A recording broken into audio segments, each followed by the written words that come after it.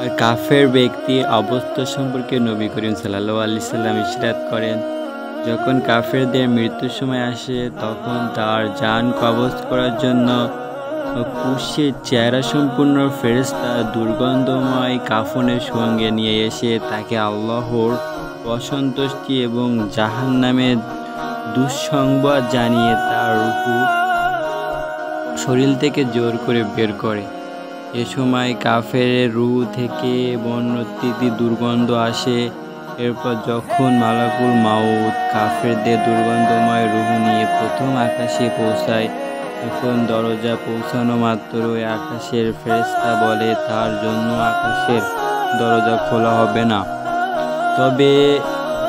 তবে বেইজ্জতির সঙ্গে মাটির ফেরত পাঠিয়ে দেবে। এদিকে আল্লাহর পক্ষ থেকে নির্দেশ আসে, তার নাম সিজ্জিনের তালিকায় লিখে দাও।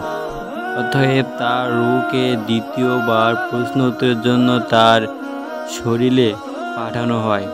আল্লাহ আমাদের মুমিন বান্দা হিসেবে মৃত্যুবরণ করার তৌফিক দান করুন, আমিন।